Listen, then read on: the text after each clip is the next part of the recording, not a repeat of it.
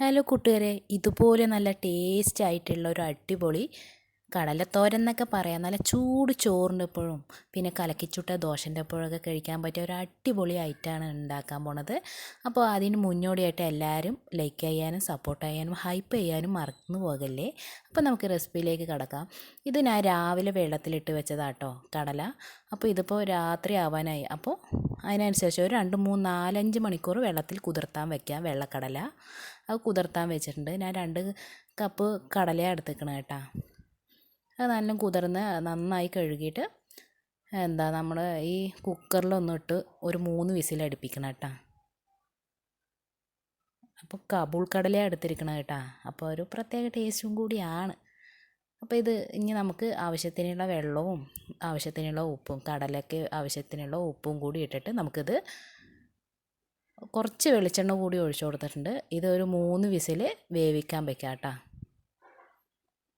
അങ്ങനെ അതവിടെ ആയിട്ടുണ്ട്. ഇനി ഒരു പാനിലേക്ക് കുറച്ച് വെളിച്ചെണ്ണ ഒഴിച്ചിട്ടുണ്ട്. അതിലേക്ക് ഒരു 3 വെളുത്തുള്ളി ഇത് നന്നായി ഒന്ന് മൂപ്പിച്ചെടുക്കാം കേട്ടോ. വെളുത്തുള്ളി നല്ലപോലെ ഒന്ന് മൂപ്പിച്ചെടുത്ത്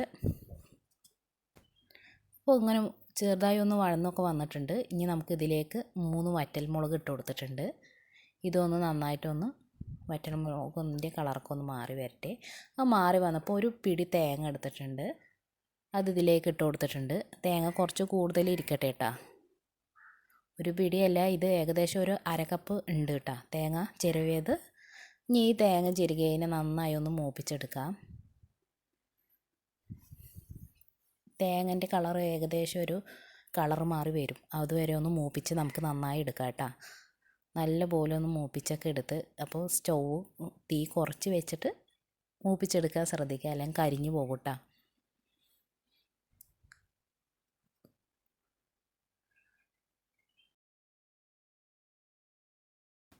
അപ്പോൾ ഈ കടലിനെ തോരൻ എന്നൊക്കെ പറയാം, പക്ഷെ നല്ല ടേസ്റ്റാണ് കേട്ടോ ഈ കടല ഉപ്പേരി.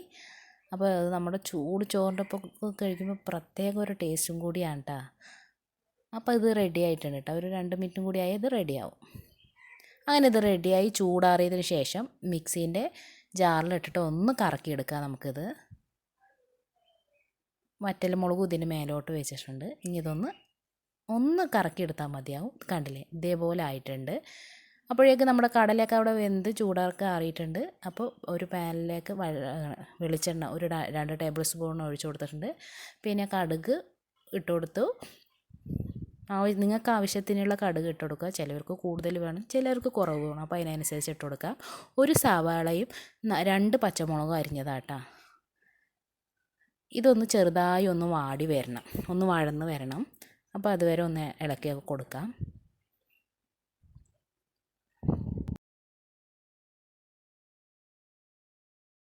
അപ്പോൾ ചെറുതായി ഒന്ന് വഴന്നൊക്കെ വന്നിട്ടുണ്ട്. ഇനി ഇതിലേക്ക് നമുക്ക് ആ തേങ്ങ മിക്സിയിൽ കറക്കിയതുണ്ടല്ലോ അത് ഇട്ട് കൊടുക്കുക. ഒരു നുള്ളു മഞ്ഞൾപ്പൊടിയും ഇട്ട് കൊടുത്തിട്ട് ഒന്ന് നന്നായി ഒന്ന് യോജിപ്പിക്കുക കേട്ടോ. അപ്പോൾ ഈ വറ്റൽമുളക് എരിവ് കുറവാണെങ്കിൽ ഒരു കുറച്ച് നമുക്ക് കാശ്മീർ ചില്ലി കൂടി ഇട്ട് കൊടുത്തിട്ടുണ്ട്. അതൊരു 1/2 ടീസ്പൂൺ ഇട്ട് കൊടുത്തിട്ടുണ്ട് കേട്ടോ. ഇനി നല്ലതുപോലെ ഒന്ന് യോജിപ്പിച്ചെടുക്കാം. അപ്പോൾ ഇതിൻ്റെ ഒരു ഈ മുളക് പൊടിൻ്റെയും മഞ്ഞൾപ്പൊടിൻ്റെ ഒരു ചെറിയൊരു പച്ചമണം ഉണ്ടാകുമല്ലോ, അതൊന്ന് മാറി വരുന്നവരെ ഒന്ന് ഇളക്കി കൊടുക്കുക കേട്ടോ. ഇതിലേക്ക് ഒരു നുള്ളു ഉപ്പ് കൂടി ഇട്ട് കൊടുക്കുക കേട്ടോ. ഒരു 1/4 ടീസ്പൂണിന് താഴെ അത്രക്ക് മതി.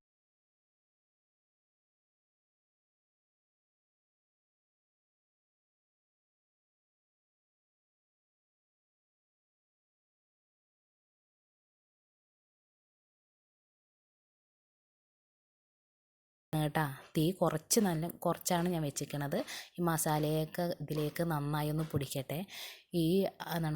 നമുക്ക് ഇതിന് വേണമെങ്കിൽ കടലത്തോരൻ എന്നൊക്കെ പറയാം. അപ്പോൾ ഇത് നല്ല ചൂട് ചോറിൻ്റെ ഒപ്പവും പുട്ടിൻ്റെ കൂടെയും അതേപോലെ തന്നെ നല്ല കലക്കിച്ചുട്ട ദോശൻ്റെ ഒപ്പവും പിന്നെ ഇതൊന്നും ഇല്ലെങ്കിലും നമുക്കിത് വെറുതെ വേണമെങ്കിൽ കഴിക്കാം. അത്രയ്ക്ക് ടേസ്റ്റാണ് ഈ തേങ്ങൻ്റെയും ഈ നമ്മുടെ വെളുത്തുള്ളിൻ്റെയും പിന്നെ പച്ചമുളകിൻ്റെയും പിന്നെ സവാളേൻ്റെയും ഒക്കെ ഒരു പ്രത്യേക മണവും ഒക്കെ ഇതിൽ ചേരുമ്പോൾ നല്ല അടിപൊളി ടേസ്റ്റ് ആയിരിക്കും.